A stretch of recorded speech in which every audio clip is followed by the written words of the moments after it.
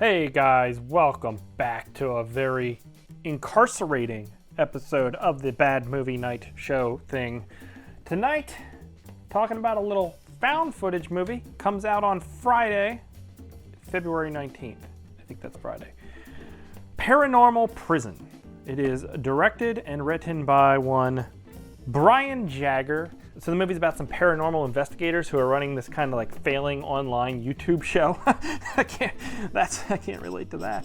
When they're given the opportunity to check out this haunted prison where it is going to be demolished in a few days or weeks, it's not quite clear, to put in for new housing. So this is their kind of last-ditch effort to hopefully pull in viewers to their show. So, hijinks ensue, footage is found. It's like 6 people in this prison. The prison is legitimately a prison, and it looks cool. The setting is great. When they shine the flashlights down the corridors, the shadows hit just right, and there's a level of grittiness and dinginess to the setting that is perfect for making a found footage horror movie. This, unfortunately, isn't that great. I wasn't say I was disappointed because my expectations were pretty much nil, but I wasn't really entertained by this thing. This movie is basically about 50 minutes of people walking around this prison, just kind of talking at each other, explaining the legend of this prison and a few of the people that were there, as well as characters' melodramatic backstories of how they lost their friends in the war and how this woman lost her mother and how this guy lost his brother, and that's how they all got involved in this paranormal investigation type show.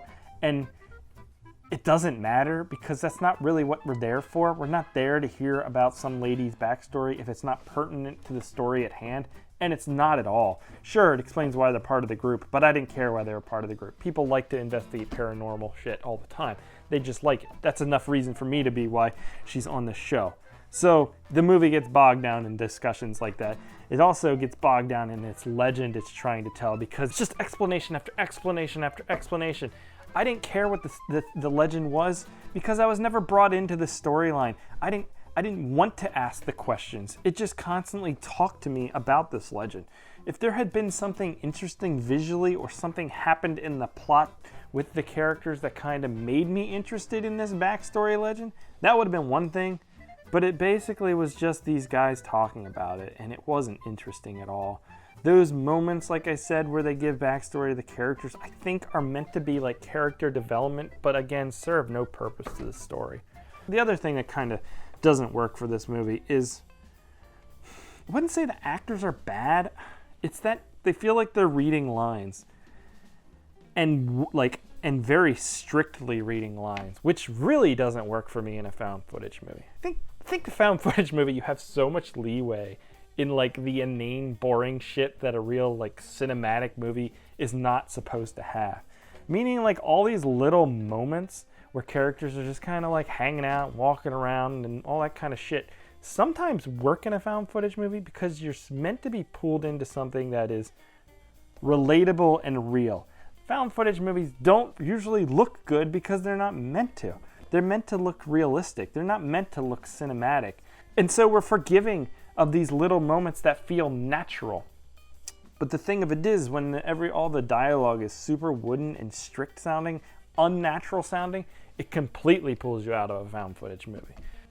There's also a lot of transitional moments they use where they flash like still images of faces with a sound effect and some glitching, and it's unclear.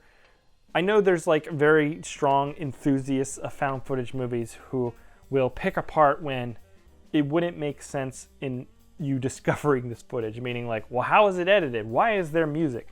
So if you're one of those people who gets annoyed by that in a found footage movie, this movie is filled with that stuff, meaning there's transitional moments, like I said, where you see like a ghost face or something, and it doesn't make any sense because it's not like a character's filming that. It's just like, this is transitioning into a new scene. And then there's music that plays randomly, not through the movie world, but outside of it. As a viewer watching it, we're getting the music. So it just doesn't make sense in regards to like you stumbling upon this footage. But that stuff really kind of takes you out of it. I mean, that's what Blair Witch did so well, is that it felt legitimate. Like it was characters just having these conversations that sounded real. The footage was janky and bad, but it wasn't produced in a way. There was very little production value. And so it felt legitimate. It felt like somebody found these tapes, so it felt realistic. And so that's why you could buy into the horror, because it felt like you're watching this tape of some horrible thing that happened to these people. These people have been going crazy in the woods. This all looks real to some way. It doesn't look Hollywood. It doesn't look cinematic, I guess is my point. Let's talk about some of the horror. There is literally 55 minutes, I think, in this hour and I want to say 17 long minute until you get an actual scare. There's little like moments here and there, but like I said, a lot of it is in the transitions, so you're not even sure if it's real or what it is. And then the rest is not scary at all. This would kind of work maybe as like a gateway, because there's nothing really offensive in this movie. So you could show a younger person this movie, and it might be a good gateway into found footage because it might be scary for them. I don't think they're going to get invested into the storyline because it's a little much, but it would be a little scary, and again, nothing too offensive that you would have to worry about for a younger audience. I was completely numb to this movie. I like found footage movies. I'm not one of those people who is dismissive of them. I enjoy them quite a bit. The first thing I thought of when I read this movie description and it kind of started, I thought we were going to get like a Grave Encounters kind of thing. And that's a great found footage movie. And it really goes for it in a lot of ways, and it's scary. This movie wasn't scary. It does have a wrap-up where it brings this whole legend into relevance of what's happening and all that kind of stuff, but it hits you over the head with it because it flashes back to things that happened 20 minutes ago to just make sure you understand what's going on here, and it's not necessary. And it makes it seem like the filmmakers have no confidence in the way they told their story, I guess. I don't know. This was not very good. I would give it a pass unless you're a major found footage enthusiast and you have to see every found footage movie. Then check it out. It's out on Friday, February 19th.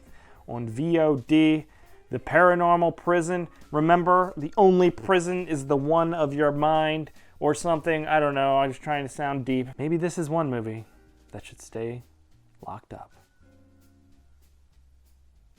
Okay, that's going to do it, guys. I will catch you here next time. Goodbye.